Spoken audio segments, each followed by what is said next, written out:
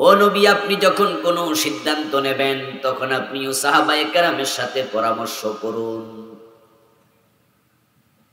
আদেশ করেছেন কে? বিশ্বনবীর মতো জ্ঞানী কোন সাহাবী আছে? বুদ্ধিমান আছে? বিচক্ষণ আছে? অভিজ্ঞ আছে? প্রজ্ঞাবান আছে? তাহলে আল্লাহ নবী মুহাম্মদের মতো এত বড় মানুষ, উনাকে বলে পরামর্শ করেন। কারণ এমনও তো হতে পারে বৈষয়িক এমন কিছু বিষয় আছে, এমন কিছু চিকন বুদ্ধি আছে যে বুদ্ধি হয়তো অন্য কারো কাছেও থাকতে পারে। যেমন যখন পঞ্চম হিজরির শেষ দিকে খন্দকের যুদ্ধ, আরবের কাফেররা সবাই মিলে এক হয়ে গেল। যত গোত্র আছে কাফের আল্লাহর হাবিবের বিরুদ্ধে, মদিনা নামক রাষ্ট্রের বিরুদ্ধে সবাই মিলে একযোগে হামলা করবে। এজন্য সে যুদ্ধটার নাম ছিল গজওয়া আহজাব। আহজাব শব্দটি হিজবুন শব্দের বহু বচন। হিজবুন মানে দল, আহজাব মানে দলগুলো। সম্মিলিত যুদ্ধ হবে।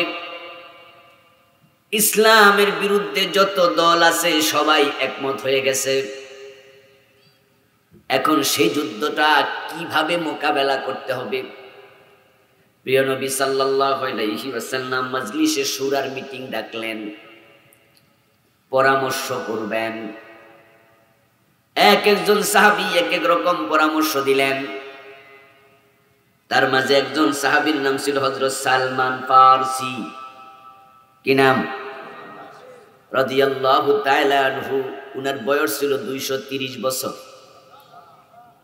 পরবর্তীতে তিনি এরপরও বেঁচে ছিলেন আরো 20 বছর। তিনি 250 বছর লম্বা হায়াত পেয়েছিলেন। অনেক প্রবীণ মানুষ। উনি পরামর্শ দিলেন, ইয়া রাসূলুল্লাহ, তারা যেহেতু মানুষ বেশি, সংখ্যায় বেশি, তারা যদি মদিনায় ঢুকে যায় তাহলে প্রতিরোধ করা কঠিন। আর আমরা যদি তাদের সাথে মোকাবেলা করার জন্য উহুদের মতো, বদরের মতো মদিনার বাহিরে চলে যাই, তারা সংখ্যায় বেশি, তাই তাদের সাথে আমরা পেরে ওঠা কঠিন হবে।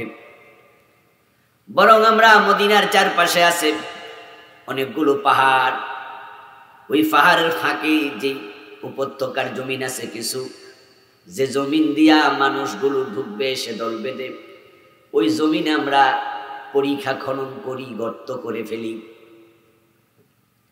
যদি গর্ত বানায় দেই তাহলে পাহাড়ের উপরে উঠতে পারবে না, সমতল ভূমিতে গর্ত পার হইতে পারবে না, তো মদিনায়ও ঢুকতে পারবে না, যুদ্ধ করতে পারবে না।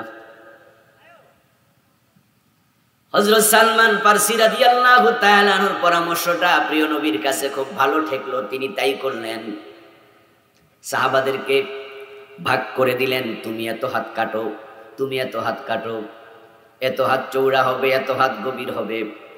উপত্যকার খালি জমিন যতটুকু আছে সবটার মাঝে তারা খাল খনন করে ফেলেছে।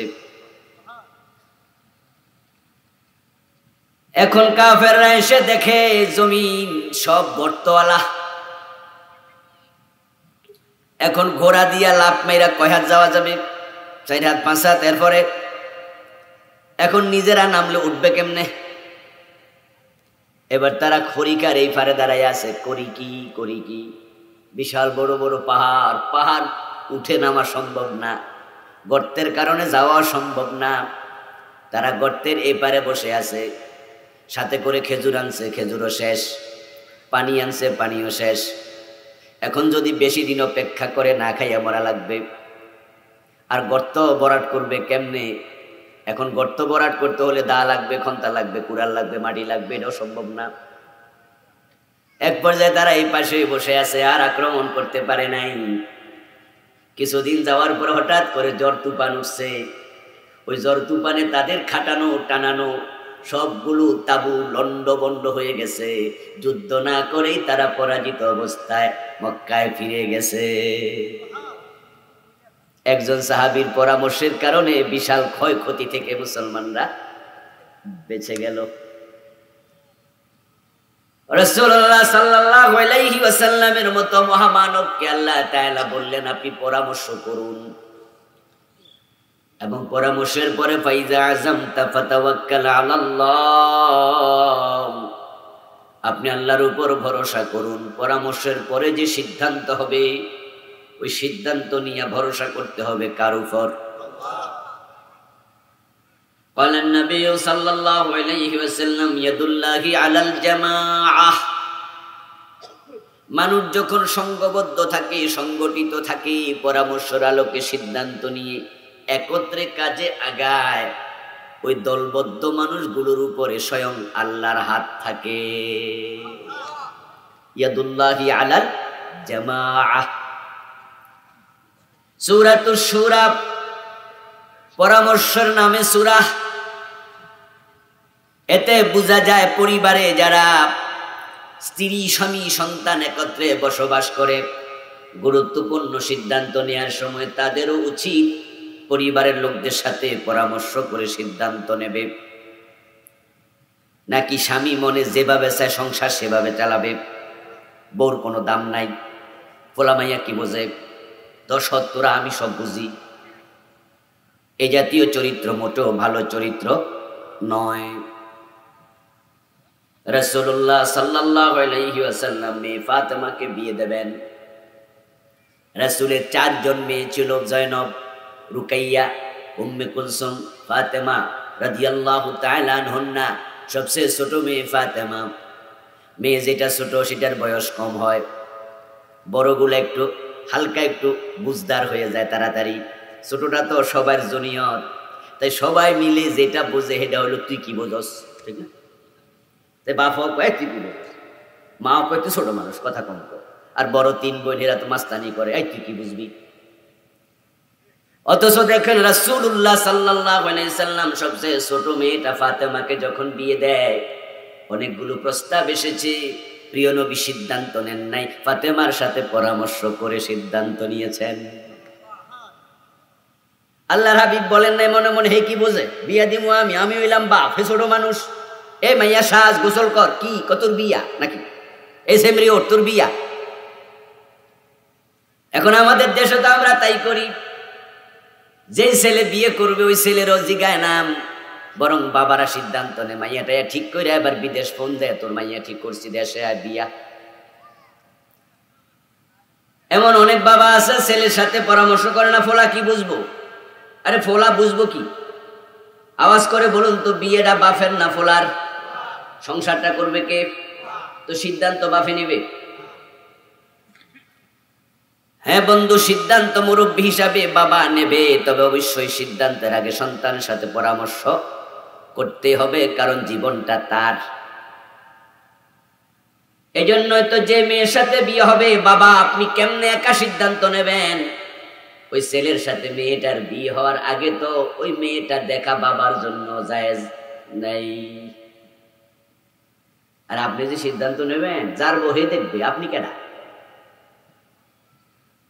যদি বিয়ে হয়ে যায়, বিয়ে হওয়ার পরে এবার আপনার সে পুত্রবধূ, তখন তার সাথে আর পর্দা করা প্রয়োজন নাই, কিন্তু বিয়ের আগ পর্যন্ত তার সাথে আপনার দেখার অনুমতিও তো নাই। এই জন্য প্রিয় নবী বলছেন যে বিয়ে করবে সে নিজে বউ দেখবে, নাকি স্বাস্থ্য ভাই খালতো ভাইরা দেখবে? দুলাভাই যাইয়া শালার বউ দেখে আসেন, শালা যায় না, শালা কয় দুলাভাই দেখলে চলবো। নাউযুবিল্লাহি মিন যালিক, এমন সিস্টেম বাংলাদেশে কোথাও কোথাও আছে। স্বাস্থ্য ভাই যায়, খালতো ভাই যায়। ছেলে যদি কোনোভাবে বুঝায় যে আমার বউটা আমি দেখবো, পাবলিক কয় এটা ছেলেটা বেদব, বেটা বউ দেখতে চায়। আজীব। অথচ ইসলাম বলেছে শুধু ছেলে বউ দেখবে, অন্যরা নয়। তবে মহিলারা দেখতে পারবে, ছেলের মা, ছেলের বোন। ফার্স্ট ছেলে দেখবে, ছেলে পছন্দ করলে আগাবে। মহিলা যদি মহিলা দেখতে যায় তাহলে বিয়ে হয়, তবে কম, প্রায় বিয়ে হয় না, আগায় না। কারণ মহিলারা এত দোষ ধরে, মানে এর পায়ের গোসাটা একটু মোড়া, এটাও দোষ। হাতটা একটু মোড়া, কয় না মোড়া হাতওয়ালার জামাই বাঁচে না, বুঝছেন? মানে কি মুসিবত, এই দোষ ওই দোষ 14টা খুঁজে পাই, হাঁটাইয়া দেখবে, ফিরাইয়া দেখবে, দাঁত এমনি এমনি দাও 32টা আছে কিনা গইনা গইনা দেখবে। অনেক ঝামেলা করে। এখন মহিলাদের জন্য জায়েজ, তবে ফার্স্ট সাইটে মহিলা না নেয়া ভালো। বিয়ের ক্ষেত্রে প্রথমেই মহিলা না নেয়ার পরামর্শ আমার। ছেলে দেখবে, ছেলে দেখার পরে ছেলের যদি পছন্দ হয় তাহলে এটাকে পরিবারের অন্যরা পায়ে রুটি দেবে। তবে হ্যাঁ, অনেক ছেলে আছে যার কম বুঝ, চালাক চতুর না, একটু সহজ সরল আছে না কিছু। এখন সহজ সরল ছেলে আবার সে ভুল সিদ্ধান্ত নিয়ে নেয় কিনা, তাই তার মা তার বোন অন্যরা দেখবে। তবে সেকেন্ড ফার্স্ট ছেলে যদি বলে আমার সয়েদ হয়েছে, এবার সামনে আগানো যায়, সে জায়গায় যদি আপনি ছেলেরে নাই দেখান, সিদ্ধান্ত আপনি দিয়ে দেন, তাহলে কাজটা মোটেও ঠিক হলো না। ঠিক মেয়েদের ব্যাপারে একই কথা। মেয়েদেরকে অবশ্যই বিয়ের আগে জিজ্ঞাসা করবেন, এরকম একটা প্রস্তাব এসেছে, আমরা এই বিষয়ে আগাতে চাই, তোমার মতামত কি? তবে হ্যাঁ, ছেলে তোমার দেখতে আসবে। তো যখন ছেলে মেয়ে দেখতে আসবে, তখন মেয়ে কি চোখে কালা চশমা পরে বয়ে থাকবে? মেয়ে কি দেখবে না ছেলেরে? তখন মেয়েও তো ছেলেকে দেখবে। এবার দেখার পরে তার পরামর্শ নেবেন, আমরা কি আগাতে পারি? এখানে লজ্জার কিছু নাই। অনেক সময় মনে করে আমার মাইয়ার আমি এটা কেমনি জিগাই যে ফোলা পছন্দ হয়েছে। আজীব তো, সে তার সাথে পুরা জীবন কাটাবে, তার পছন্দের ব্যাপার আছে না। আরে ভাই, আপনি 500 টাকা দিয়ে একটা কাপড় কিনলে দোকানে যাই কি দোকানদারকে বলে দেন যে ভাই আমার একটা 10 হাত লম্বা কাপড় লাগবে, এটা প্যাকেট করে দিয়ে দেন নাকি? কি আপনারা মনে তাই করেন? মনে হয় কাপড় দেখেন টেকেন না, দোকানে ঢুকে কোন যে দোকানদার একটা দিয়ে দেন, এরকম? আচ্ছা, এরকম কে কিনেছেন জীবনে? 500 টাকা দিয়ে একটা কাপড় কিনলে তো দোকানদারে বিরক্ত করে আলায়, কিনবো একটা, দেখে কয়টা, ওরে বাবা পারে না, পুরা দোকান দেখে লাইব। আর যার সাথে পুরা জীবন সংসার করতে হবে, তাকে এক নজর দেখা দরকার আছে না নাই? এখন মেয়ে যদি ছেলে দেখতে কয়, মেয়ে তো বেদ্য হইয়া গেছে, আর আমরা দেখছি এটা কি চলে না। মনে রাখবেন বন্ধু, আপনার নজরে যা সুন্দর, সব মানুষের নজরে তা সুন্দর হবে এমন হওয়ার কথা নয়। কারো কাছে কালোটাও সুন্দর, কারো কাছে সাদাটাও সুন্দর নয়। এমন আছে যে আপনাদের 10 জনের কারো পছন্দ হয় নাই, কিন্তু ছেলে বলতেছে আর এরকম মাইয়ে তো হয় না। যে সংসার করবে তার কথাকে প্রাধান্য দেবেন, পরামর্শমূলক সিদ্ধান্ত হবে। আর পরামর্শ করে সিদ্ধান্ত নিলে ওই দলীয় সিদ্ধান্তের উপরে হাত থাকে কার? হাত মানে রহমত। ইয়াদুল্লাহি আলাল জামাআত, আই রাহমাতুল্লাহি আলাল জামাআত।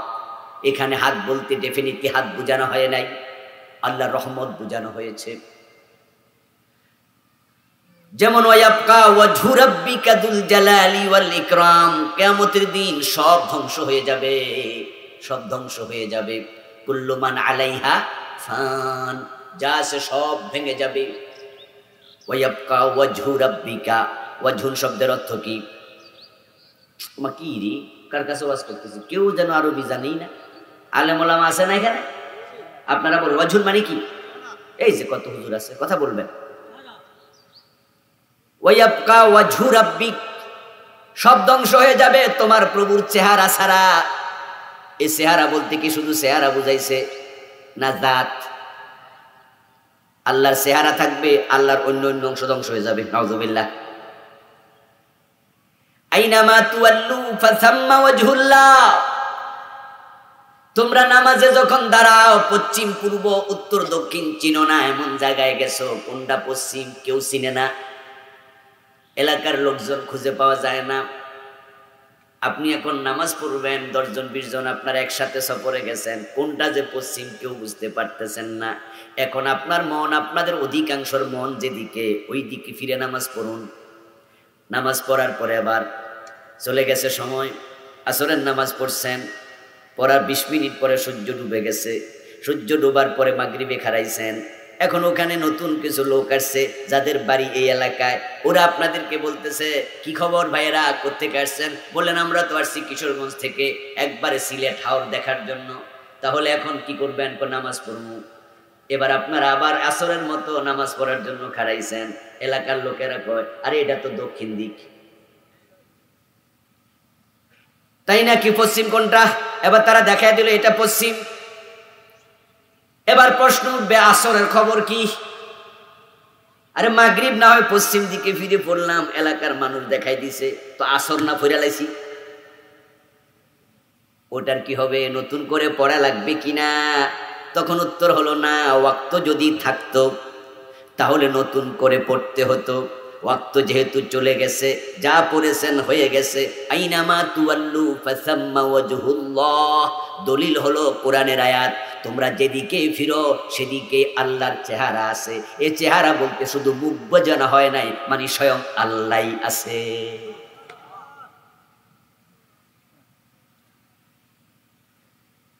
আমার প্রিয় ভাইরা, আংশিক জিনিস দিয়া পুরাটা বোঝানো হয়। ইয়াদুল্লাহি আলাল জামাআত, দলের উপর আল্লাহর হাত আছে। এখানে হাত বলতে হাত বুঝায় নাই, ওয়াজহুন বলতে চেহারা বুঝায় নাই, হাত মানে রহমত। তাহলে যখন আপনি পরামর্শ করে সিদ্ধান্ত নেবেন, ওই সিদ্ধান্তের সাথে রহমত দেবেন কে? আর আল্লাহর রহমতের মাঝে ব্যক্তির কল্যাণ আছে না নাই? রহমতের বিপরীত হলো গজব। রহমতের বিপরীত কি? কথা বলেন, সবাই বলেন কি? তো পরামর্শ না করলে রহমত নাই, তাহলে কি থাকতে পারে? তাই একা একা সিদ্ধান্ত নেওয়া ঠিক হবে না, এটা আল্লাহ পছন্দ করে। জায়গা কিনবেন, জমি কিনবেন, বড় কোনো সিদ্ধান্ত নেবেন, আপনার স্ত্রীকে জিজ্ঞাসা করবেন, পরামর্শ নেবেন। আপনার স্ত্রী তখন ভাববে লোকটা আমারে মূল্যায়ন করে, সে বুঝবে আমাকে সে মূল্যায়ন করে। আর একা একা সিদ্ধান্ত নিলে যদি রহমত শূন্য হয়, বিপদ হয়, মুসিবত হয়, লস হয়ে যায়, তখন বাড়িতে আইসা কিন্তু কইতেও পারবেন না যে কাম করছি এখন তো লস হইয়া গেছে। বউ কইব নিজে নিজে করছে, আমারে শুনে আর লাভ কি, আরো হোক। ঠিক না? ঠিক না? তখন কইল কাম হতো না। এখন জীবনে সূরাতুশ শুরা থেকে শিক্ষা নিয়ে পরামর্শের অভ্যাস তৈরি করতে হবে। রাজি আছেন? যারা মেম্বার হবেন তারা পরামর্শ করবেন। আপনার অধীনস্থ এলাকার যারা একটু নেতা টাইপের লোক আছে, গুরুত্বপূর্ণ বিষয়ে 3, 4, 5টা রাস্তা দরকার, তার মাঝে একটার বাজেট আসছে। এখন কোন রাস্তাটা আগে করা উচিত, কোন কাজটা আগে করা উচিত, ওই মেম্বার সাহেবের যারা হিতাকাঙ্ক্ষী তাদের সাথে একটু গোপন পরামর্শ হয়ে যাক। ওই কাজের মাঝে রহমত দেবেন কে? চেয়ারম্যান সাহেব যখন কোনো কাজ করবে, সিদ্ধান্ত নেবে, মেম্বারদের সাথে, এলাকার ভিআইপিদের সাথে পরামর্শ করে সিদ্ধান্ত নেবে, রহমত দেবে কে? এমপি সাহেব যখন কোনো কাজ করবেন, গুরুত্বপূর্ণ কাজ, তখন তিনি তার থানার যে চেয়ারম্যানরা আছে, ভিআইপিরা আছে, তাদের সাথে পরামর্শ করবেন, রহমত দেবেন কে? প্রধানমন্ত্রী যখন কাজ করবেন, মন্ত্রী পরিষদের সাথে পরামর্শ করবেন, ভিআইপিদের সাথে পরামর্শ করবেন, তাহলে রহমত দেবেন কে? আর যদি মনে করেন আমি প্রধানমন্ত্রী, আমি প্রেসিডেন্ট, আমি এমপি, আমি একা একা করবো সব, রহমত থাকবে না। বরং যে একা একা সিদ্ধান্ত নেয়, বাংলায় তারে স্বৈরাচার বলে। কি বলে? স্বৈরাচার। এটা মোটেও ভালো জিনিস নয়। আল্লাহ তাআলা আমাদের সকলকে পরামর্শ করে গুরুত্বপূর্ণ সিদ্ধান্ত নেওয়ার তৌফিক দান করুন। অন্তরে যে অহংকার গুলো আছে, আল্লাহ অহংকার। সূরাতুশ শুরার 13 নম্বর আয়াত পড়লাম। ওই 13 নম্বর আয়াতে আল্লাহ তাআলা কি বলছেন শুনুন। শারা'a লাকুম মিনাদ-দীন, উম্মতে মুহাম্মাদি, আমি তোমাদের জন্য এমন একটি জীবন ব্যবস্থা প্রণয়ন করেছি। তিনি আল্লাহ এমন জীবন ব্যবস্থা প্রণয়ন করেছেন তোমাদের জন্য, মা ওয়াসা বিহি নূহা, যে বিষয়ে তিনি নূহ আলাইহিস সালামকে নির্দেশনা দিয়েছেন। ওয়াল্লাযী আওহাইনা ইলাইকা, ও নবী মুহাম্মদ, আমি এই বিষয়ে আপনার কাছে ওহী নাজিল করেছি। ওয়া ওয়াসাইনা বিহি ইব্রাহিম, একই বিষয়ে আমি ইব্রাহিমকে নির্দেশ দিয়েছি। ওয়া মূসা ওয়া ঈসা, মূসাকে আদেশ করেছি, ঈসাকে আদেশ করেছি। তাহলে হে নবী মুহাম্মদ, আপনাকে করলাম, নূহ নবীকে করলাম, মূসাকে করলাম, ইব্রাহিমকে করলাম, ঈসাকে করলাম, উম্মতে মুহাম্মাদি সে নির্দেশ আমি তোমাদেরকেও দিলাম। তাহলে বুঝতে হবে নির্দেশটা খুবই দামি, খুবই গুরুত্বপূর্ণ। যে নির্দেশনা আল্লাহ বড় বড় নবীদেরকে দিয়েছেন এবং সেই নির্দেশনা দিয়েছেন আমাদের নবী, বিশ্ব নবী মুহাম্মদুর রাসূলুল্লাহ সাল্লাল্লাহু আলাইহি ওয়াসাল্লাম কেও। এখানে 5 জন বড় বড় নবীর কথা বলে আল্লাহ বুঝাইয়া দিলেন। নূহ থেকে শুরু করে নবী মুহাম্মদ পর্যন্ত কোন নবী নির্দেশের বাহিরে ছিল না। কোরআনে তো আর সব নবীর নাম আল্লাহ বলেন নাই, নবী ছিল হাজার হাজার, কোরআনে এসেছে মাত্র 25 জনের নাম। কয়জন? তো বাকিদের নাম নাই, তাই বলি কি তারা নবী না?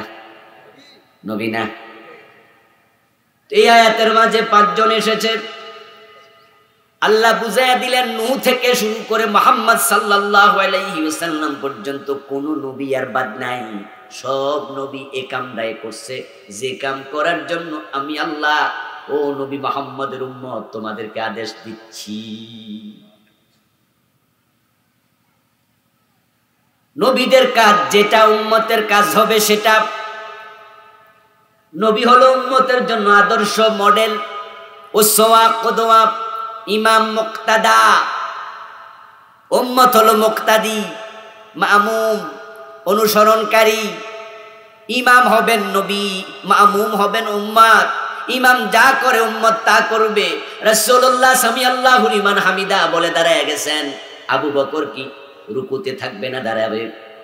হযরত ওমর, ওসমান, আলী, আপনি, আমি, এটাই হলো অনুসরণের নিয়ম। নবী যা করবে উম্মত তাই করবে।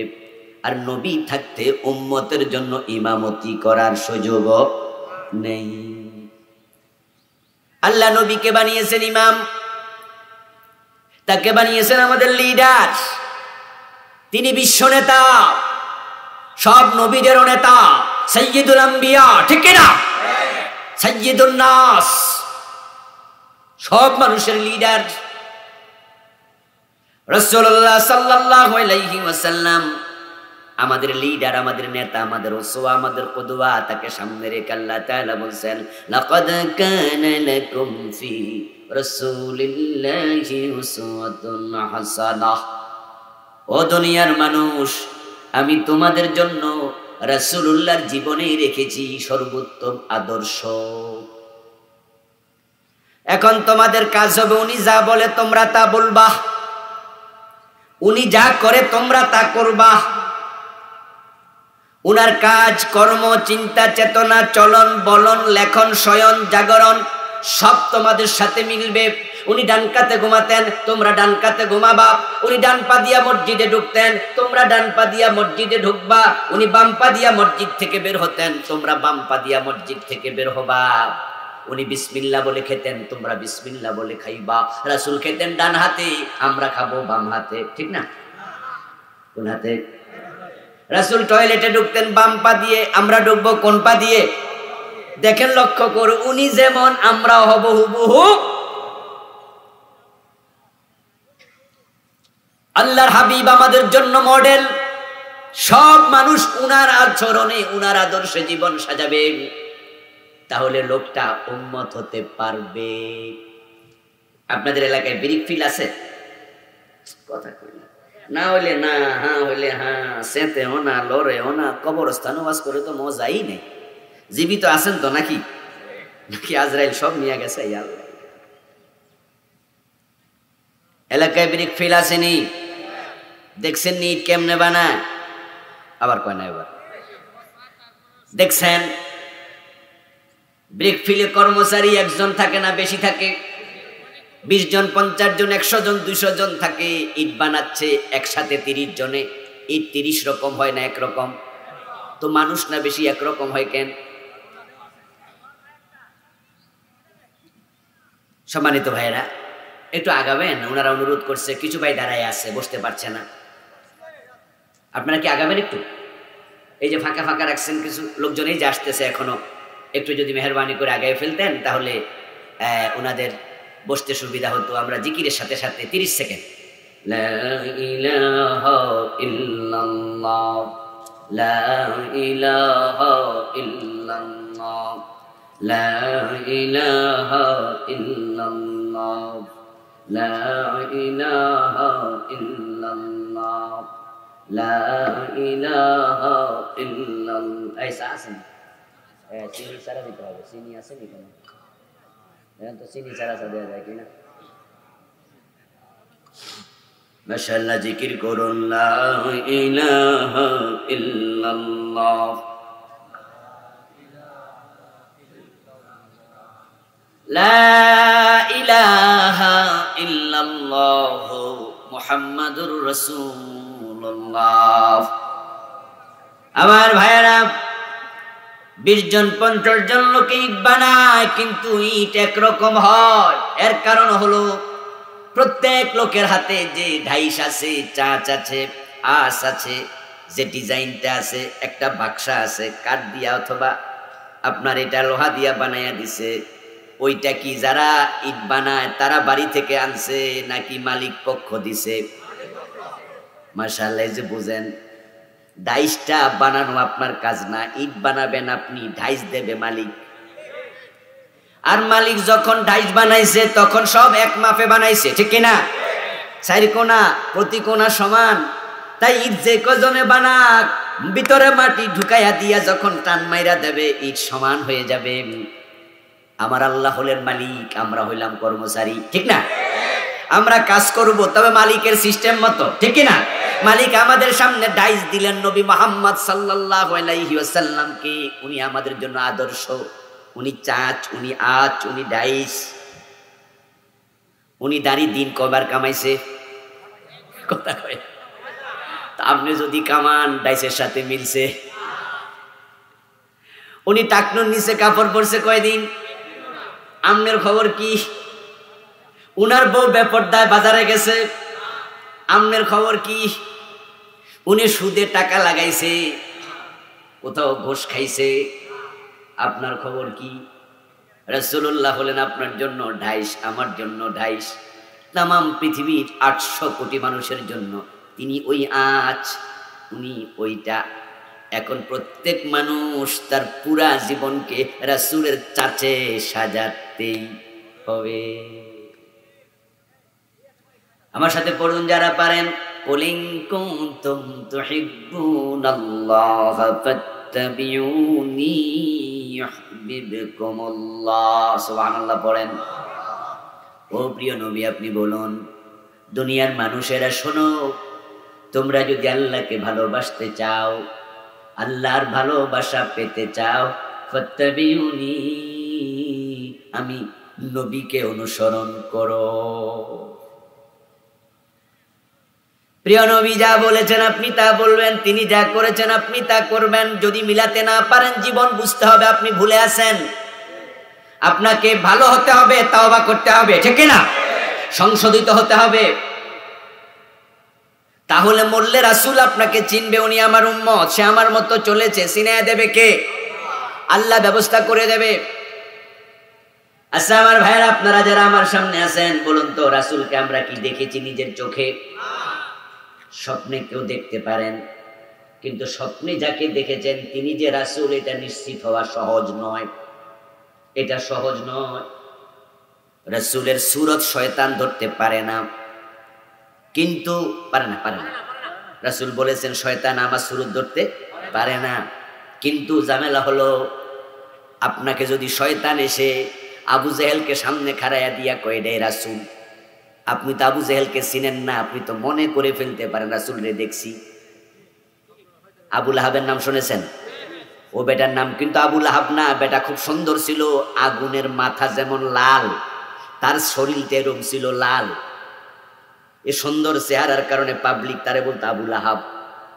আবু জেহেলের মুখও কিন্তু এরকম বড় দাড়ি ছিল। আবু জেহেলকে যখন মাআজ মুআব্বাজ রাদিয়াল্লাহু তাআলা আনহুমা ওই বদরের যুদ্ধের দিন ফালাইয়া দিয়া জবে করতেছে, তখন তার দাড়িটা এইভাবে সাইপ্পা ধইরা তারপরে গলাটা কাটছে। তো সাইপ্পা ধরার জন্য দাড়ি ছোট হইলে কি সাইপ্পা ধরতে পারতো না? তাহলে বোঝা গেল লম্বা দাড়ি মুখে ছিল। এখন আবু লাহাব, আবু জেহেল, তাদের মুখও দাড়ি ছিল। আবু লাহাব তো সুন্দর ছিল। এখন স্বপ্নে যদি আপনি আবু লাহাবকে দেখেন আর শয়তান আপনারে কয় এটাই হলো মুহাম্মাদুর রাসূলুল্লাহ সাল্লাল্লাহু আলাইহি ওয়াসাল্লাম, আপনি ভুল দেখলেন। আসলে নবীকে দেখা এটা সহজ ব্যাপার নয়, যারা দেখে চিনাটাও সহজ ব্যাপার নয়। কিন্তু কবরে নবীকে তো দেখা যাবে, চিনতে হলে আল্লাহর সাথে সম্পর্ক বাড়াতে হবে, রাসূলের সুন্নাহ মেনে জীবন সাজাতে হবে। তখন চিনানোর ব্যবস্থা করবে কে? আমরা রাসূলকে দেখি। একবার আমি জুমার নামাজ পড়ে বের হলাম, আমার এক মুসল্লি জুমার পরে আমাকে বলছে, হুজুর আমি রাসূলকে 3 বার স্বপ্ন দেখেছি। যে লোকটা বলতেছে আমি তাকে দেখি, তার মুখে একটা দাড়িও নাই। মানে সে মনে শুক্রবারে সকালেও শেভ করছে। অনেকে আছে হজে যাওয়ার সময় শেভ করে কি, যারা দাড়ি কামায় হজে যায়, যারা দাড়ি কামায় হজে যায় না তারা। এই যে আমাদের কত মন্ত্রী তো হজ করে, এরা কি দাড়ি রেখে গেছে নাকি? যেদিন দাড়ি কামাইছে সেদিন শেপ টেপ করছে, বগলের তল কামাইছে, হুজুররা কইছে পশম টসম সব ফালাই দিয়ে দেয়। তো ফালানোর সময় ইয়ানো ফালাইছে, ওই দিনও ফালাইছে। আচ্ছা আমার বন্ধু, ওই লোকটার দিকে তাকায় দেখি মুখে একটা দাড়িও নাই। আমার সন্দেহ হলো এই লোকটা নিজে সুন্নাহর পায়রবি করে না, পাবন্দি করে না। রাসূলকে সে 3 বার স্বপ্ন দেখলো, কয় কি? এবার তাই আমি তারে প্রশ্ন করলাম, মাশাআল্লাহ ভালো কাম, রাসূলকে স্বপ্নে দেখা তো সৌভাগ্যের ব্যাপার। রাসূলের দাড়িগুলো একবারে সাদা, দারুণ দেখতে, ঠিক না? কইছি হুজুর। এবার আমি কইলাম আপনি রাসূলকে দেখেনি নাই? কয় হুজুর কি কোন? আমি বললাম দেখুন রাসূল সাল্লাল্লাহু আলাইহি ওয়াসাল্লামের দাড়ি পেকেছে মাত্র 18 থেকে 19টা, আর আপনি দেখছেন সব দাড়ি সাদা, তো কেমনে হইলো? কথা হইলে কারে দেখছি? আমি কই শয়তানরাও দেখতে পারে।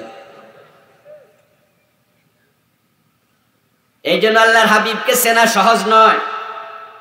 কিন্তু কবরে 3 নাম্বার প্রশ্ন ফেরেশতার হবে, মান হাদার রাজুল আল্লাযী বুইসা ফীকুম, উনাকে চেনো নাকি? উনি কে? তোমাদের কাছে এসেছিল রাসূল হিসাবে। মান নাবিয়ুকা, তোমার নবী কে? এখন যেই লোকটাকে জীবনে একদিনও দেখেন নাই, রাসূলের কোনো ছবিও তো নাই, আছে নাকি? যেমন আমি বিভিন্ন নতুন জায়গায় যখন মাহফিলে যাই, তখন লোকজন আমারে দেখাই, যারা কাছে আসে তাদের প্রথম কথা হলো, হুজুর আপনি শুকাইয়া গেছেন। আমি কই মানে আপনি দেখছেন জীবন আমার? কই না হুজুর দেখি নাই, ভিডিও দেখছি, এত মোটা। আমি কই আমি শুকাই নাই, ভিডিওতে আমি মোটা, আসলে আমি মোটা না। ছবি থাকার কারণে, ভিডিও থাকার কারণে মানুষ আমাকে চিনেছে, দেখেছে। হয়তো একটু মোটা, না হয় আমি এখন চিকন, দেখতে কষ্ট হয় নাই, চিনতে কষ্ট হয় নাই। কিন্তু রাসূলকে আমরা ভিডিওতে দেখেছি, কোন ছবি দেখেছি, তো চিনবোটা কেমনে? কেমনে চিনবো? উত্তর তো দিতে হবে। 3 নাম্বার প্রশ্নের জবাব তো দিতে হবে, উনি আমার নবী, চিনবেন না কেমনে? সেই চিনবে তাকে আল্লাহ যাকে চিনাবে, আর আল্লাহ তাকে চিনাবে যে নিজের জীবনটা রাসূলের চাঁচে সাজাইছে। এটা কোরআনে আছে, ইউসাব্বিতুল্লাহুল্লাযীনা আমানু বিল কওলিস সাবিতি ফিল হায়াতিদ দুনিয়া ওয়া ফিল আখিরাহ। আল্লাহ কুরআন মাজিদে বলেন, তোমাদের যাদেরকে আল্লাহ দুনিয়ায় ঈমানের উপরে অটল রেখেছে, অবিচল রেখেছে, আল্লাহ আখিরাতে মানে কবরে, ফিল কবর। এই আয়াতের ব্যাখ্যা মুফাসসিররা করেছেন কবর, কবরের জগতে ফেরেশতা যখন প্রশ্ন করবে, প্রশ্নের ব্যবস্থা আল্লাহ নিজে করে দেবে। প্রশ্ন বাংলা হবে না আরবিতে? উত্তরের ব্যবস্থা করবে কে? আল্লাহ না করলে আরবি জানবেন কেমনে, বুঝবেন কেমনে? অনেকে তো আরবি বলতেও জানেন না, বুঝেনও না। এখন আল্লাহর উপর ভরসা করে জীবনটা সাজান, নবীর সুন্নাহর আলোকে আল্লাহ নিজে ব্যবস্থা করে দেবেন। নবীর কাজ উম্মতের কাজ, নবীর চিন্তা উম্মতের চিন্তা, নবীর চরিত্র উম্মতের চরিত্র। এখন আল্লাহ বড় বড় সব নবীকে 5 জনের নাম বলে বললেন, আমি যে দায়িত্ব দিয়েছি, ও উম্মতে মুহাম্মাদি শারা আলাকুম মিনাদ্দিন, তোমাদের জন্য সে দায়িত্বটা আমি প্রণয়ন করেছি। ওই দায়িত্বটা কি শোনা দরকার আসেনি? না হয় মিলাবেন কেমনে, করবেন কেমনে? ওই দায়িত্বটা আল্লাহ সূরাতুশ শূরার 13 নম্বর আয়াতে বলছেন, আন আকিমুদ্দিন। দায়িত্বটা হলো আমি সব নবীকে বলেছি, তোমরা আমি আল্লাহর জমিনে আমার দিন কায়েম করো। আনাকিমুদ্দিনা, তোমরা দিন কায়েম করো। কোরআনে আছে আকিমুস সালাতা, অর্থ কি? সালাত কায়েম করো, নামাজ কায়েম করো। আজকে নামাজ পড়েন নাই, এখানে আমি মনে করি এখানে লোক নাই। জোহর পড়েছেন, ফজর পড়েছেন, গত এক সপ্তাহ মোটেও নামাজ পড়েন নাই, এমন একজন এখানে পাবো না। আচ্ছা, গত এক মাস মোটেও পড়েন নাই, আমি মনে করি একজনও নাই। তাহলে আলহামদুলিল্লাহ আমরা জুমার নামাজটা কমপক্ষে পড়ি, ঠিক না? বেনামাজি হইলো, কাটটা বেনামাজি হইলো, জুমার নামাজটা কমপক্ষে পড়ি। আর যেই লোকটা জুমাও পড়ে না, আমি মনে করি না সে মাহফিল আইছে। এমন লোক মাহফিলে এটা ধারে কাশোয়, ঠিক কিনা? ঠিক কিনা? তাহলে আজকে যে কয়জন শ্রোতা এখানে আছেন, কয়েক হাজার তো হবে আলহামদুলিল্লাহ। বলুন তো, নামাজ পড়েন না এমন একজনও কি আছে? তাহলে আমরা সবাই নামাজ কায়েম করলাম, বুঝলাম, কিন্তু আল্লাহ যে কইছে দিন কায়েম করো, ওই কাম কয়জনে করছেন? দিন কায়েম কি অনেক তো বোঝেনি না। অথচ এটাই ছিল নূহ নবীর কাজ, ইব্রাহিম নবীর কাজ, ঈসা নবীর কাজ, মূসা নবীর কাজ। আল্লাহ কয়, নবী মুহাম্মদ আওহাইনা ইলাইকা, আমি ওহীর মাধ্যমে আপনাকে এটাই দায়িত্ব দিয়েছি, উম্মতে মুহাম্মদ, এটাই তোমাদের কাজ। যেটা মূল কাজ, আমরা সেটারই খবর নেই না। দিন কায়েম করো, ওয়ালা তাতাফাররাকু ফি, এবং দিন কায়েমের ব্যাপারে কোনো মতভেদ করিও না, নিজেরা বিচ্ছিন্ন হইও না। দিন কায়েমের ব্যাপারে বিচ্ছিন্ন হওয়া জায়েজ নাই, মতবিরোধ জায়েজ নাই, ইখতিলাফ করিও না। বিষয়টা কত ইম্পর্টেন্ট। তোমরা দিন কায়েমের ব্যাপারে এক হয়ে যাও, একজনও দূরে থাকিও না। সুবহানাল্লাহ, সুবহানাল্লাহ। কত মাসালা ইখতিলাফ হয়, ইমাম আবু হানিফা একরকম কয়, ইমাম শাফি আরেক রকম কয়, এমন মাসালা আসেনি? এক দুইটা না, শত শত। কিন্তু দিন কায়েমের ব্যাপারে আলাদা কথা বলার অনুমতি নাই। ও ভাইরা, ইমাম আবু হানিফা রাহিমাহুল্লাহ বলেন, ওযুর শুরুতে বিসমিল্লাহ না বললে কোনো অসুবিধা নাই। ওযুর ফরজ বিসমিল্লাহ না, ওযুর ফরজ 4টা, মুখ ধোয়া, হাত ধোয়া, মাথা মাসে পা ধোয়া, বিসমিল্লাহ বলা সুন্নাহ। কিন্তু ইমাম মালিক রাহিমাহুল্লাহ, ইমাম আহমদ রাহিমাহুল্লাহ বলছেন না, বিসমিল্লাহ বলাও ফরজ। তাহলে একটু ইখতিলাফ হয়ে গেল। ইমাম আবু হানিফা রাহমাতুল্লাহ আলাইহি বলেন, ইমামের পিছনে সূরা ফাতিহা পড়বা না, চুপ করে দাঁড়ায় থাকবা, ইমাম যা পড়ে শুনবা। যদি তুমি সূরা ফাতিহা পড়ো, তোমার নামাজ বাতিল হবে। ইমাম শাফি রাহমাতুল্লাহ আলাইহি বলেন, না, সূরা ফাতিহা পড়তেই হবে, চুপ করে থাকতে পারবা না। সূরা ফাতিহা না পড়লে নামাজ বাতিল হয়ে যাবে। পুরা 180 ডিগ্রি উল্টা।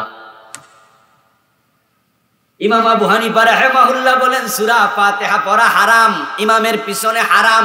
ইমাম শাফি বলেন, পড়া ফরজ।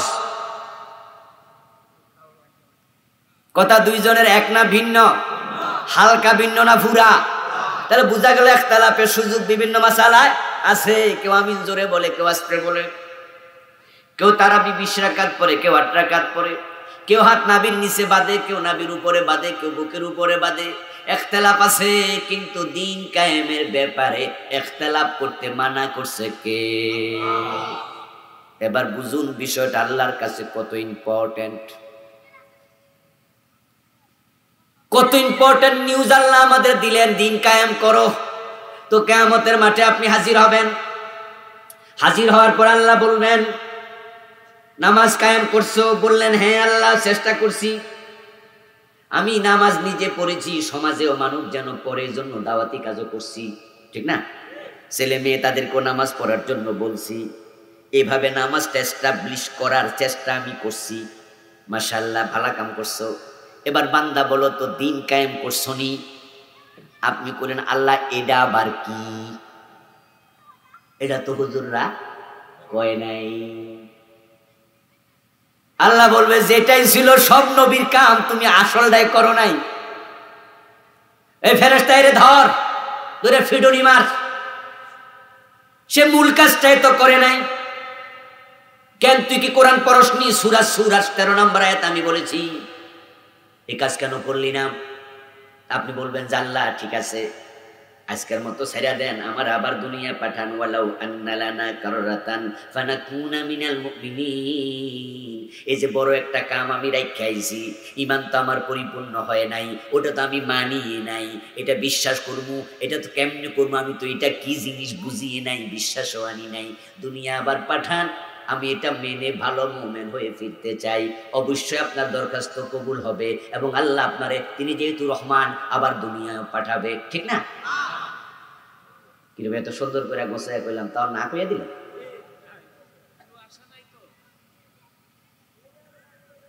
ও প্রিয় ভাই, আপনাকে আবার দুনিয়া পাঠানোর কোনো সম্ভাবনা নেই। তাহলে রেজাল্ট কি দাঁড়ালো? আপনি বড় একটা ফরজ বাদ দিলেন, যেই ফরজটা আল্লাহ অনেকগুলা নবীর নাম করে বলছে।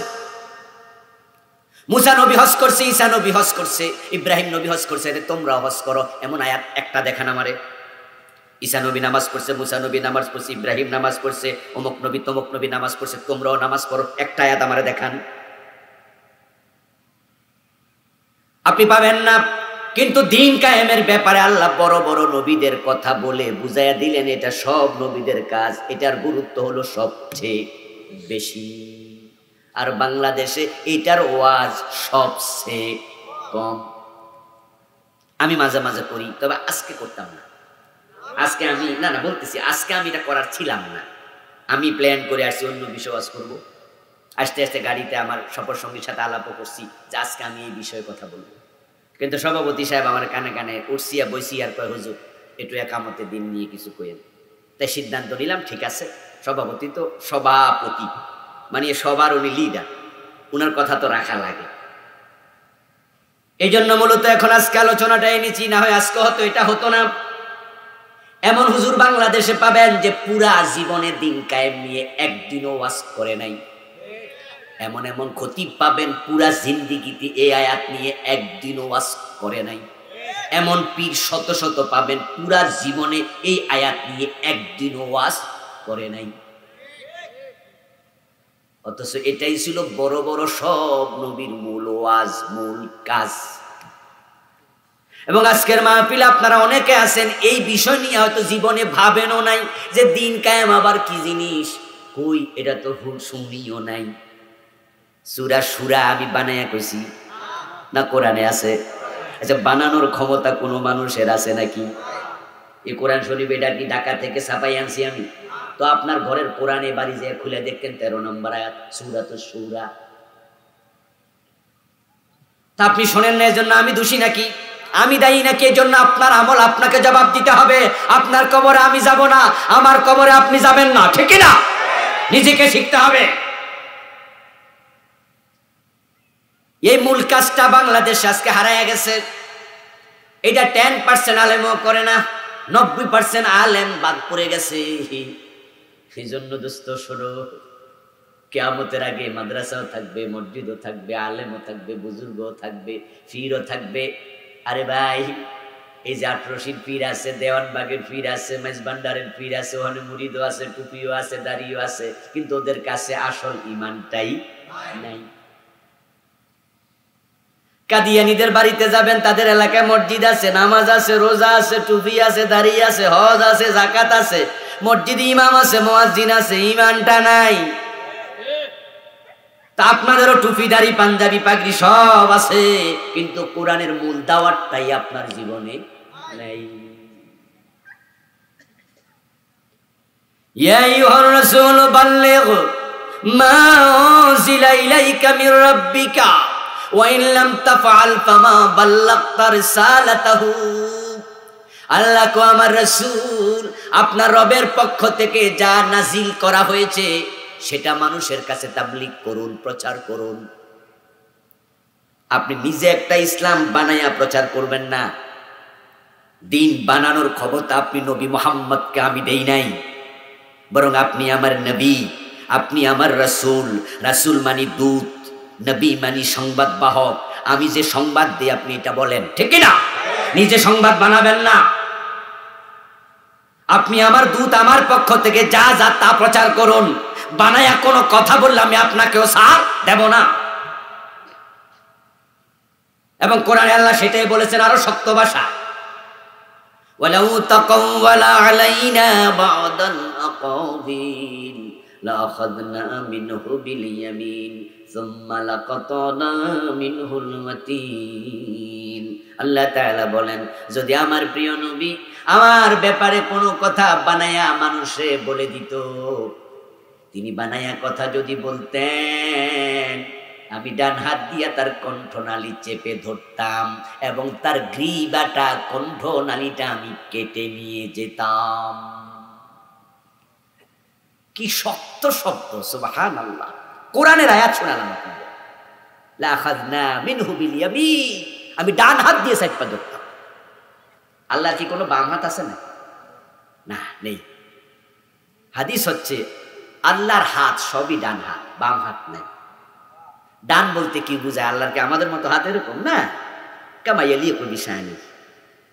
হাত মানি হাত, হাত মানি শক্তি, হাত মানি রহমত, হাত মানি হাত। কেমন হাত আমরা জানি না, বিশ্বাস করি। কিন্তু ডান বললেন কেন? আমরা যখন কোনো জিনিস শক্ত করে ধরতে চাই বাম হাত দিয়া ধরি না, সব ডান হাত দিয়া। আল্লাহ বুঝাইয়া দিলেন আমি শক্ত করে ধরতাম, তাই ডান শব্দ ব্যবহার করেছেন এখানে। তারপরে বলছে সুম্মা লাকাতানা মিনহুল ওয়াতিন, তার আমি কণ্ঠনালী গ্রীবা কেটে নিয়ে যেতাম। ও নবী, আপনি ইসলাম বানায়া প্রচার করবেন না। বাল্লিগ মা উনজিলা ইলাইকা মির রাব্বিকা, আপনার রবের পক্ষ থেকে যা নাজিল হয়েছে তা প্রচার করেন, তার তাবলীগ করেন। এখন আল্লাহর পক্ষ থেকে যা আসছে সে তাবলীগ যদি মানুষ করত, দিন কায়েমের কথাটাও কোরআনে আছে না নাই? ওইটার তাবলীগও হইতো। কিন্তু এখন সবটা তাবলীগ হয় না। এখন পীর সাহেবদের তাবলীগের সিস্টেম একরকম, এরপরে যারা ইসলামী দল করে এক এক দলের একরকম, যারা তাবলীগ জামাত করে তাদেরটা আরেক রকম। আমরা সুবিধা করে নিজেরা কিছু বানাইয়া নিছি। তাই পীর সাহেবদের ওয়াজে গেলেই দেখবেন শুধু জিকির আজকারের কত আপনার আলোচনা চলছে, শুধু জিকির করো জিকির করো, এইরকম দেখবেন টুপি রাখো, দাড়ি রাখো, ইত্যাদি ইত্যাদি। এখানের মাঝে তাদের ওয়াজ শেষ। চোর ধরে হাত কাটো, এই ওয়াজ বাংলাদেশে কয়জন পীর সাহেবে করে? 1000 জনের মাঝে 2 জনেও। ও আমার ভাইয়েরা, তাবলীগ জামাতে যারা গেছেন ভালো কাজ, আমিও যাই মাঝে মাঝে, সুযোগ পাইলে নসরত করি, সুযোগ দেই, সময় দেই। কারণ তারা যে 6টা কাজ করে 6 উসুল, এটাও ভালো, এটাও ইসলামে আছে। কিন্তু ইসলামে 6 উসুল না আরো বেশি উসুল, তো বাকিটির খবর কি? এখন আপনি যারা নতুন করে তাবলীগে গেছেন, আপনি নামাজ জানেন না, রোজা জানেন না, ওযু জানেন না, আপনার জন্য 6 উসুল খুব ইম্পর্টেন্ট। আপনি সেখানে যান, ওযু শিখেন, নামাজ শিখেন, কালেমা শিখেন, তায়াম্মুম শিখেন, আপনি হজ শিখেন, যাকাত শিখেন। আলোচনার মাঝে আপনাকে শেখানো হবে ইকরামুল মুসলিমিন শিখেন। প্রধানমন্ত্রীও মহিলা, বিরোধী দলে আছে এরশাদ মিয়ার বউ, সে হলো পুরুষ, সেও মহিলা। যিনি সংসদ চালান স্পিকার মহোদয়, তিনিও কি? এজন্য এই ওয়াজ বাংলাদেশে চলেই না। হুজুর হে ইমাম হইব কেমনে? এই ওয়াজ আপনি কি করতেছেন? মাওলানা যুক্তিবাদী হাফেজাহুল্লাহ হাবিবুর রহমান যুক্তিবাদী, নাম মনে আছে তো? বলে যান নাই তো হুজুর? হুজুর এখনো বেঁচে আছেন, আল্লাহ নেক হায়াত দারাজ করুন। এক সময় তো মাঠ কাঁপানো বক্তা ওনারাই ছিলেন। হুজুরের একটা ওয়াজ শুনলাম কয়েকদিন আগে, গাড়িতে বসে বসে শুনতেছি। উনি ওয়াজে বলতেছেন, আমি বিদেশ গেছি আর আমারে সবাই জিগা, তোমাদের দেশে কি সব লেডিস জন্ডিস নাই? আরে জন্ডিস আবার কি? জেন্টস, জেন্টস মানে পুরুষ আর লেডিস মানে কি? তা আমার জিগায় সব কি লেডিস, জন্ডিস নাই? এখন তোমরা বিরোধী দলের প্রধানও মহিলা, স্পিকারও মহিলা, প্রধানমন্ত্রীও মহিলা, আগে যেটা ছিল হিডাও মহিলা, তো জন্ডিসরা গেল কই? আমার বন্ধু একটু কল্পনার জগতে চলে যান 5 মিনিটের জন্য। এমনটা যদি হতো, এই আইন কায়েম হয়ে যায়, নামাজ কায়েম হয়ে গেল, সব অফিসে অফিসের বস ইমাম হবে, তাহলে অবস্থাটা কত সুন্দর হতো। বাজারের দোকানগুলো বন্ধ, সব ক্রেতা বিক্রেতা মসজিদে যাচ্ছে। না হয় পুলিশ গিয়া দোকানের তালা লাগাইয়া দেবে, কোনো বেনামাজি পাইলে প্রমাণিত হলে তারে 7 দিনের জেল দিয়া দেবে। এইভাবে যদি আইনটা কায়েম হয়ে যেত, সব মুসল্লি কটিয়াদি প্রপারের সব মুসল্লি মসজিদে চলে যাচ্ছে, ক্রেতা বিক্রেতা সবাই। বলুন তো অবস্থাটা কত সুন্দর হতো। মসজিদে লোকের জায়গা হতো না, এক এক মসজিদে 2 বার 3 বার 4 বার জমাত হওয়া লাগতো। এখন বাংলাদেশে বড় বড় মসজিদ হচ্ছে, সরকার মসজিদ বানাচ্ছে, সৌদি আরব ডোনেট করেছে, পৃথিবীর অন্য মুসলিম রাষ্ট্রের লোকেরা টাকা দিয়েছে, মডেল মসজিদ হচ্ছে সারা দেশে। গত পরশুদিনও মনে হয় 50টা একসাথে প্রধানমন্ত্রী উদ্বোধন করেছে। এগুলো নিঃসন্দেহে ভালো কাজ। মসজিদ মুসলমানের দেশে হবে, এটা আমরা সরকারকেও ধন্যবাদ জানাই। যদিও বিদেশ ডোনেট করেছে, কিন্তু তাদের আমলত কাজটা হচ্ছে, তারা ধন্যবাদ পাবে। আমরা ভালো কাজে ধন্যবাদ দিতে চাই, কিন্তু প্রশ্ন রাখতে চাই, বড় মসজিদ বানালেন, মুসল্লি নাই, মসজিদ বানায় লাভটা কি? মসজিদের গুরুত্বপূর্ণ অংশ টাইলস, এসি না মুসল্লি? মসজিদে টাইলস আছে, এসি আছে, মুসল্লি যদি না থাকে টাইলসের দাম এক আনাও নেই। রাসূলুল্লাহ সাল্লাল্লাহু আলাইহি ওয়াসাল্লামের মসজিদ পাকা ছিল না কাঁচা ছিল? আরে ভাই মাটি মাটি ছিল, তার বিছানা ছাদ ছিল খেজুরের পাতা। ওটা আবু বকরের যুগেও ছিল, ওমরের যুগেও ছিল। কবি নজরুল চমৎকার করে ওমরের জীবনীতে বলেছেন, অর্ধ পৃথিবী করেছো শাসন, ধুলার তক্তে বসে, খেজুর পাতার প্রাসাদ তোমার বারে বারে গেছে খসে। রাসূলুল্লাহ সাল্লাল্লাহু আলাইহি ওয়াসাল্লাম মাঝে মাঝে সিজদা থেকে যখন উঠতেন, দেখা যেত রাতের বেলায় বৃষ্টির কারণে মসজিদের মাটিতে কাদা জমে গেছে। প্রিয় নবীর নাকের মাঝে, কপালের মাঝে কাদা মাটি লেগে আছে। মসজিদ ছিল কাঁচা, মুসল্লি ছিল পাকা। এখন মসজিদ হইছে পাকা, মুসল্লি হয়ে গেছে কাঁচা। নতুন করে সিলেবাসে যা ঢুকাইতাছে, মসজিদ থাকবে সামনে, হয়তো মুসল্লি পাওয়া যাবে না। 2023-এর শিক্ষা সিলেবাস অত্যন্ত অগ্রাহ্য, অগ্রহণীয়, নিকৃষ্ট সিলেবাস। এ নতুন সিলেবাসের মাঝে স্কুল মাদ্রাসাগুলোতে পর্যন্ত বিবর্তন বা ঢুকাইয়া দিছে, যেটা বিশ্বাস করার সাথে সাথে ঈমান চলে যাবে। আমাদের পূর্বপুরুষের প্রথম পুরুষের নাম কি? যারা বলুন নাই তারাও বলুন, আমাদের বাবা কে? প্রথম মানুষ কে? আল্লাহ আদমকে বানাইছে বানর থেকে না মাটি থেকে? এখন তারা ঢুকাইয়া দিছে মানুষ নাকি বানর থেকে হইছে। কি জঘন্য কথা, জঘন্য আকীদা। ক্লাস 6-এর ছোট পোলাপান, ওরা যখন বই পড়বে, টিচাররা পড়াবে, যদি এগুলো পড়ায়, তারা মনে মনে ধারণা করতেও পারে। যখনই এটা ধারণা আনবে, বিশ্বাস করবে, আল্লাহর কসম ঈমান চলে যাবে। কারণ কোরআনের অসংখ্য আয়াতের উল্টা আকীদা। কোরআন মাজিদ আল্লাহ বারবার বলেছেন, লাকাদ খালাকনাল ইনসানা মিন সুলালাতিন মিন তিন, মিন হামাইম মাসনুন, মিন তিনিল লাযিব, মিন সালসালিন কাল ফাখখার। আমি মানুষ বানাইছি মাটির নির্যাস থেকে, কাদা মাটি থেকে, এঁটেল মাটি থেকে, ঠনঠনে শুকনা মাটি থেকে। আদমকে আমি 60 গজ লম্বা করে মাটি থেকে ডিরেক্ট বানাইছি। আর ওরা কয় না, মানুষ ছিল আগে বানর, তারপরে গাছে গাছে লড়ালড়ি করতে করতে আস্তে করে লেজ পড়ে গেছে, তারপরে পিছনে একটু জোরে হেসকা টান দিয়া খারাইছে, মানুষ হয়ে গেছে। কি পরিমাণ গাঁজা খাইয়া লেখছে আল্লাহ জানে। কোন সুস্থ মস্তিষ্ক থেকে লেখা আসতে পারে না। আরে মানুষ যদি বানর থেকে হয়, তাহলে বর্তমানেও বানর আছে না নাই? মানুষ হয়েছে 2-4টা। আচ্ছা, ঢাকা চিড়িয়াখানায় বানর দেখছেন নি? আমি তো 30-35 বছর আগে থেকে চিড়িয়াখানায় গেছি, আপনারাও গেছেন 40-50 বছর আগেও দেখছেন। আচ্ছা, ওই খাঁচার ভিতরে মানুষ যদি বানর থেকে হইতো, নিশ্চয়ই 2-4টা বানর মানুষ হয়ে যাইত। কমপক্ষে 2-4টা তো হইতো না। আর হিল টেক্সে তো গাছে গাছে বানর আছে। কিছু বানর তো মানুষ হইয়া মানুষের বাড়িতে কইতো যে আমার একটু ঘরে জায়গা দেন, আমি মানুষ হয়ে গেছি। এবং তাদের ভোটারও বানানো লাগতো, ঠিক কিনা? বানররা তো আন্দোলন করতো যে আমরা ভোটারও মানুষ হয়ে গেছি, তো ভোটারও না। আচ্ছা, আমি বুঝি না যে তারা বলে আবার মুক্ত মনা। মুক্ত না, মূত্র মনা। তাদের মাথায় শয়তান প্রস্রাব করছে। কি মুক্ত মনা না মূত্র মনা? শয়তান প্রস্রাব করছে। কোথাকার কোন মিস্টার ডারউইন, এই বেটা হয়তো গাঁজা মাজা খাইয়া কি খাইয়া লিখছে তো আমরা জানি না। আবার খাইছে তো খাইছে, মনে ডোজ বেশি খাইছে, ডেট সারা খাইছে, ফেল ডেট, ওভার ডেট খাইছে। কিন্তু পরে যারা এখন আছে, তারা এটা সিলেবাসে কেমনে ঢুকাইল? ও ভাইয়েরা, 2-4 জন বাংলাদেশে পাওয়া যাবে না, 2-4 জন খুঁজে পাওয়া কঠিন। যারা বিশ্বাস করে মানুষ বানর থেকে হয়েছে।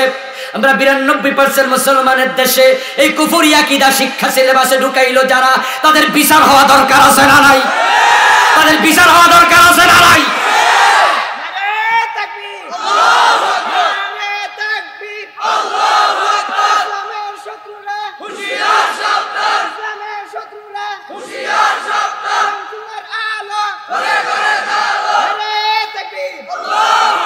আমার ভাইয়েরা, বর্তমান যে সিলেবাস এটা জঘন্য, সবাই চোখ কান খোলা রাখবেন। আপনাদের সন্তানরা তো স্কুল মাদ্রাসায় পড়বে, ঠিক কিনা? তো ছোটবেলায় কাফের হয়ে গেলে এটার ফায়দা লাভ কি?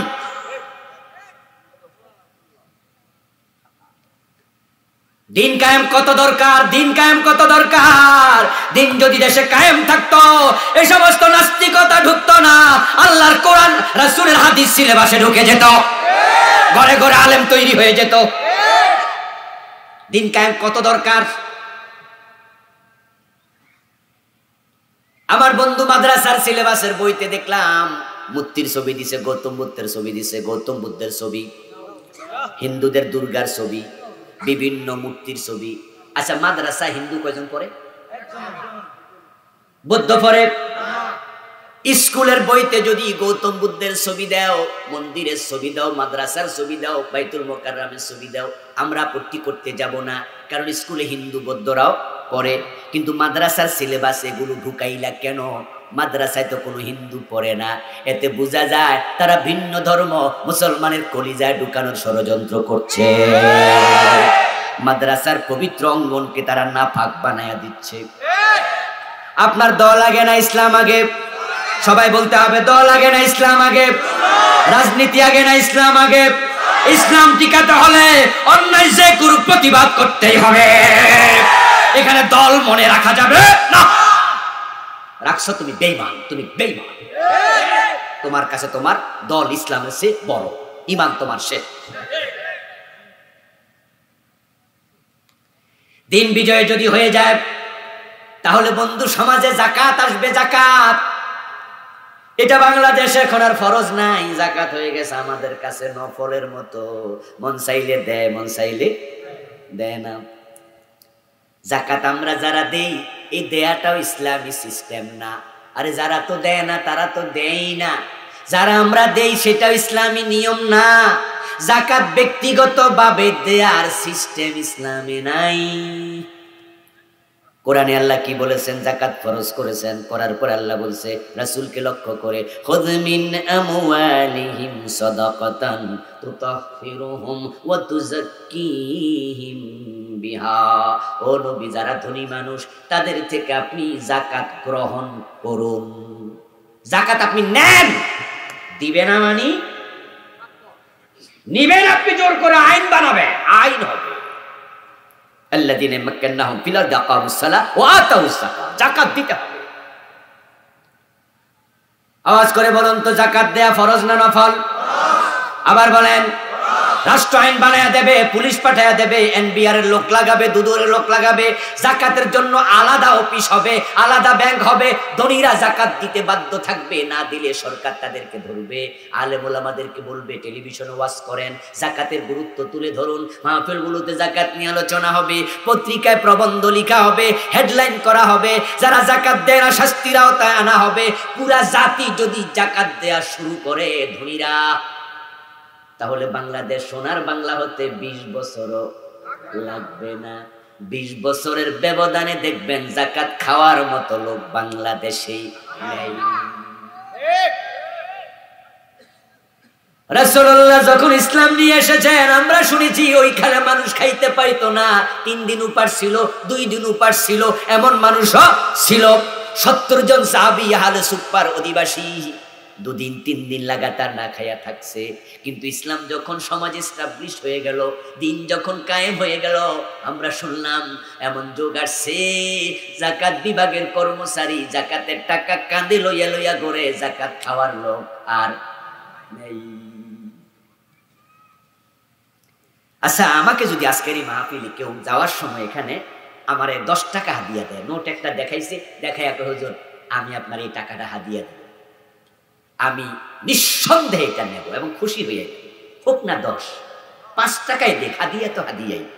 কিন্তু আমাকে যদি কেউ এতগুলা 500 টাকা 1000 টাকার নোট এক বস্তা দেখায় বলো হুজুর এখানে 1 কোটি টাকা আছে জাকাতের টাকা, আমি আপনারে দেব, আমি নেব?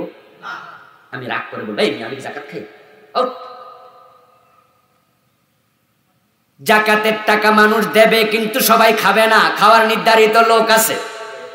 ওই নির্ধারিত লোকদেরকে যদি তালিকা করে করে দেয়া শুরু হয়, কিছুদিন পরে দেখবেন তারাও আর খাবে না, বরং তারা নিজেরাই আবার জাকাত দেবে। কি চমৎকার বিধান! দিন কায়েম হলে আসবে সমাজে চুরি বন্ধ হয়ে যাবে, আইন হবে চোর ধরে হাত কেটে দাও। হাত যদি কাটা শুরু হয় দেখবেন ডরে মানুষ আর চুরি করবে না। এখন ছোট চুরগুলোর জ্বালায় আমরা ঘরের দরজা খুলে ঘুমাতে পারি না, গাছের নারকেল থাকে না, ডাব থাকে না, ছাগল থাকে না ঘরে, মুরগি থাকে না ঘরে, চান্স পাইলে শীতকাইটা ঘরে ঢোকে। ওই ছোট চোররা আমাদের জ্বালায়, আর বড় চোরেরা দেশের কোটি কোটি টাকা কানাডায় পাঠাইয়া দেশটারে জ্বালাইয়া তুলছে। ওরা বেগম পাড়া বানাইতেছে। যদি ইসলাম আসতো, দিন কায়েম হতো, চুরি করলে হাত কেটে দাও। আর 10টা মন্ত্রী, 20টা এমপি, 10টা সচিব, 5টা ডিসি, 10টা টিওনো, 10টা নেতা যেগুলো চুরি করেছে হাত কাটা শুরু হয়ে যাক। ওই হাত কাটা নেতা দেখা বাকি নেতারা তারের মতো সোজা হয়ে যাবে, ওই অফিসাররা তারের মতো সোজা হয়ে যাবে। আর দেশটা আসলে সোনার বাংলা। বঙ্গবন্ধু যে স্বপ্ন দেখেছিলেন স্বাধীনতার আগে সোনার বাংলা গড়বেন, আসলে আমি দেখেছি আমাদের দেশ, পৃথিবীর অনেকগুলো দেশ আল্লাহ আমাকে ঘোরার সুযোগ দিয়েছে। আমি দেখেছি বাংলাদেশটা এমন রহমতওয়ালা দেশ, যে দেশে আম খাইয়া আমের আটিটা ফেলে দিলে নিজে নিজে গাছ হয়ে যায়, যত্ন করা লাগে না। এই দেশে তো বরকতওয়ালা, এই দেশটা গরিব থাকবে কেন? দিন কায়েম করো, তখন জাকাত ভিত্তিক অর্থ ব্যবস্থা চালু হবে। এখন যে জাকাত দেয় না মানুষ, এই জন্য আলেম ওলামা ও তাবলীগ জামাতের ভাই ও পীর সাহেবের মুরিদ ও মসজিদের খতিব, আল্লাহর কাছে তোমাকে জবাব দিতে হবে। রাস্তায় হাঁটতেছে দিবালোকে ঢেং ঢেং করে, চোখ কতক্ষণ কন্ট্রোলে রাখবেন? ও ভাইয়ের, একটা আয়না কিনতে বাজারে যাবেন, দেখবেন 50 টাকার আয়না কিনে বাড়িতে আনছেন, আয়নার পিছনে উল্টাইয়া দেখবেন একটা বেডি ফ্রি। আপনি ভাবছেন আবুল কালাম আজাদ হুজুরের একটা ওয়াজ শুনলাম, আরেকটা ওয়াজ শুনি, ঢুকছেন ইন্টারনেটে, ফেসবুকে, ইউটিউবে, দেখবেন 5 মিনিট ওয়াজের পরে হঠাৎ করে একটা বেরিয়ে আইসা মুস্কি হাসি দিয়া কি কইতাছে, লাফালাফি করতেছে। আমার ওয়াজ চলতেছে টেলিভিশনের স্ক্রিনের এখানে, নিচে দেখবেন আরেক সুন্দরী মেয়ের মাথা দেখা যাইতেছে। ওই নাটক একটা ঢুকাইয়া দিছে, আল ইনসান হারিসুন ফিমা মুনিআ, মানুষের অভ্যাস হলো নিষিদ্ধ বস্তুর প্রতি আকর্ষণ থাকে বেশি। যুবকেরা মোবাইল কন্ট্রোল করতে পারে না, তাই তারা এখানে সিনেমা দেখে, নাটক দেখে, এই মোবাইলের ভিতরে বুক প্রিন্ট পর্যন্ত দেখে, নগ্ন ছবি পর্যন্ত দেখে। দিন কায়েম যদি না হয়, ওয়াজ করে এগুলো বন্ধ করা যাবে না। আপনার যুবক ছেলেকে কার হাতে রেখে যাচ্ছেন? পুরা সমাজ তো পচে যাচ্ছে। এখন এই গুণে ধরা পচে যাওয়া সমাজটাকে টেনে যদি তুলতে হয়, আবার আগের জায়গায়, সত্যের জায়গায়, ভালো জায়গায় দাঁড় করাতে হয়, ওমর ওসমানের যুগে যদি ফিরিয়ে নিতে হয়, দিন কায়েমের চেষ্টা করা দরকার আছে না নাই? তাই কোরআনের বিধান কায়েম, আল্লাহর দিন কায়েমের জন্য দলাদলি ভুলে যেতেই হবে। অমুক দল আল্লাহর আইনের কথা বলবে, কেন রে ভাই একদল বলবে কেন? তুমি কি ইসলাম মানো না?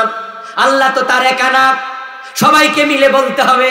প্রশ্ন হতে পারে হুজুর সবাই বলে না, কারণটা কি? কারণ হলো নামাজের কথা বললে মাইর খাওয়া লাগে না, রোজার কথা বললে মামলা খাওয়া লাগে না, কিন্তু আল্লাহর জমিনে আল্লাহর দিন কায়েমের কথা বললে ইব্রাহিম নবীর মতো আগুনও ফেলে দিতে পারে, ইমাম হুসাইনের মতো কল্লাটাও কেটে ফেলতে পারে, খাব্বাবের মতো পিঠে আগুনের শেখাও দিতে পারে। শুধু কোরআনের পক্ষে কিছু আলেম কথা বলেছে, তাই তাদেরকে জেলে নিছে, ডান্ডা বেরি পড়াইয়া তুলছে। ওই পিচ্ছি মানুষ, আমার বন্ধু, কষ্টে বুকটা ফেটে যায়। ওই ছোট মানুষ মাওলানা রফিক ভাই হয়তো কিছু কথা আবেগে বলে ফেলেছেন, ওই ভুল কথাগুলো তাকে সংশোধন করে দেয়া, এটা আমরাও চাই হোক। উগ্র কথাবার্তা দরকার নাই, সীমালঙ্ঘন করা কারো জন্য কল্যাণকর নয়। দেশেরও একটা সিস্টেম আছে, ওই সিস্টেম ফলো করে সংশোধন করার চেষ্টা করতে হবে। আমি আল্লাহর কোরআনের পক্ষে, তাই বলে আমি এ কথা বলবো না যে দেশের সংবিধান মানি না, এটা বললে মামলা খাওয়া লাগবে। বরং আমি বলবো সংবিধান যেখানে আছে সেখানে থাকুক, যেটা কোরআনের সাথে মিলে সেটা আমি মানবো, যেটা কোরআনের সাথে মিলে না ওটা আমি সংশোধন করে দেব, করার চেষ্টা করব, ওয়াজ করব, নসিহত করব, ঠিক কিনা? কিন্তু কিছু কথা যদি ভুল হয় তাকে ভুলের সংশোধন করুন। কিন্তু ছোট মানুষটাকে যেভাবে ডান্ডা বেরি লাগাইয়া আদালতে তুলেছে কয়েকদিন আগে, দোতলায় উঠতে পারতেছে না কষ্টে, ছোট মানুষ, কত ডাকাত না, চোর না, জঙ্গি না, সন্ত্রাসী না, আলেম ওলামাদের উপরে জুলুম করো, তোমাদের কলিজায় কি সামান্য আল্লাহর ভয় নাই? আসলে ইসলামের পক্ষে কথা বলা কঠিন, কোরআনের আইনের পক্ষে কথা বলা জটিল। এজন্য প্রিয় নবী বলছে, আশাদ্দুন নাসি বালান আল আম্বিয়া সুম্মাল আমসালু ফাল আমসালু। নবীরা সবচেয়ে বড় বিপদের মুখোমুখি হয়েছে জমিনে, ব্যক্তিগত কারণে না, শুধুমাত্র দিন কায়েমের কথা বলার কারণে। এখন এই কথা যারা বলবে তাদের উপরও বিপদ আসতে থাকবে। ওই বিপদ মুসিবত দেখে যদি তুমি আল্লাহর কথা, দিন কায়েমের কথা না বলো, তাহলে আল্লাহ তোমাকে আখেরাতে ছাড়বেন না। বললে দুনিয়ায় পুলিশে ধরবে, না বললে আল্লাহ ধরবে। এখন কার ধরা কঠিন? কথা বলতে হবে, কার ধরা কঠিন? নবী মুসা বলেছেন দিন কায়েমের কথা, ফেরাউনের পুলিশ ওরে ধরছে। ইব্রাহিম আলাইহিস সালাম বলেছেন নমরুদের পুলিশে ধরছে। ইমাম হুসাইন বলেছেন ইয়াজিদের পুলিশে ধরছে। প্রিয় নবী বলেছেন আবু জেহেলের পুলিশে ধরছে। আর যে বলে নাই হের আল্লাহ ধরবে। এখন আপনারা যারা বলেন না দুনিয়াতে বেঁচে গেছেন, আখেরাতে আল্লাহর ধরা থেকে বাঁচতে পারবেন না। এখন আপনি ধরা কিন্তু খাওয়াই লাগবে, হয়তো এখানে অথবা ওখানে। এখন কই খাবেন আপনি সিদ্ধান্ত নেন, ধরা কিন্তু খাও। আমি সাভারে জুমা পড়াইছি 14 বছরের মধ্যে। একদিন সেখানকার একজন বড় অফিসার, 3-4 থানা মিলে যে একজন অফিসার হয় বড়, আমি পোস্ট বললাম না, 3-4 থানার একজন বড় অফিসার থাকে, উনি আমার মসজিদে হাজির হয়ে আমাকে দেখা করলেন। বললেন, হুজুর হ্যাঁ আপনি নাকি এরকম বলেন, আমাদের কাছে অনেক রিপোর্ট। আমি বললাম, স্যার আপনি দয়া করে একটা জুমা আমার এখানে সিভিলে এসে করবেন, আমার অনুরোধ। আপনি দেখবেন আমি কার বিরুদ্ধে বলি। আসলে আমি হকের পক্ষে বলি, আর হকের পক্ষে কথা বলতে গেলে কারো কারো বিপক্ষে হয়ে যেতে পারে। কিন্তু আমার টার্গেট কোনো দল না, কোনো ব্যক্তি না, সরকার না। আমার টার্গেট হচ্ছে ইসলাম। ইসলামকে সামনে নিয়ে আমি কথা বলি। যদি আপনিও আর শোনার পরে মনে হয় যে আমি দলের বিরুদ্ধে, সরকারের বিরুদ্ধে বলি, আপনি আইনের মানুষ ধরে নিয়ে যাবেন। উনি আমারে বললেন, আসলে আপনি একজন পিএইচডি হোল্ডার মানুষ, আপনার আমি কি কমু, ঢাকা ইউনিভার্সিটির ছাত্র আমি, আর আপনি ঢাকা ইউনিভার্সিটি থেকে পিএইচডি করছেন, আপনারে আমি কি কমু। তবে হুজুর আপনিও পাইছেন, আমরাও বাঁচাইয়া কইয়া। আল্লাহর কসম করে বলছে, আমি উনার কথাগুলো আপনাদের শোনাচ্ছি। আমাকে বলতেছে, আপনিও পাইছেন, আমাদের চাকরি করি তো রিপোর্ট যায়, আমাদেরও বাঁচাইয়া কইয়া, রইয়া সইয়া কইয়া। আমি তখন একটু এবার সান্ত্বনা পাইলাম, পাইয়া বললাম যে স্যার আসলে ঝামেলায় আমরাও আছি, কইলে আপনারা ধরেন, না কইলে আল্লাহ ধরেন, যাইডা কইডা। উনি আবার আরেকটা হাসি দিয়ে বলতেছে, এই ওসি সাহেব সাথে ছিল, অনেকগুলো 20-30 জন নিয়ে আসছে উনার লোক। ভাই ওসি সাহেব আপনার নাম্বারটা হুজুরকে দেন, হুজুর আপনার যদি কোনো সমস্যা হয় ওনাকে ফোন দেবেন। আমি কই সুবহানাল্লাহ, এই লোকটা এসে আমার ধমকাইতে, কিন্তু আল্লাহ তাকে আমার বন্ধু বানিয়ে দিচ্ছে। অর্থাৎ আমার কথাগুলো শুনে তিনিও বুঝছেন যে আলেমরা না বললে বলবে কে, ঠিক না? ভয় পাওয়া যাবে না, ভয় পাবো কাকে? তবে আমরা উগ্র হব না, ইসলাম উগ্র হতে বলে নাই। আমরা জঙ্গি হয়ে যাব না, সন্ত্রাসী হব না, আমরা মানুষকে বুঝাবো, কথা বলবো, সিস্টেমের ভিতরে আমরা সংশোধনের চেষ্টা করব। করতে করতে মরে যাব, আল্লাহ আখিরাতে জিজ্ঞাসা করবেন দিন কায়েমের পক্ষে কথা বলেছ, তখন বলবো আল্লাহ আমল নামায় দেখেন, রেকর্ড তো সব আছে, আল্লাহ দেখবেন, ইনশাআল্লাহ আমাকে নাজাত দেবেন, ঠিক না?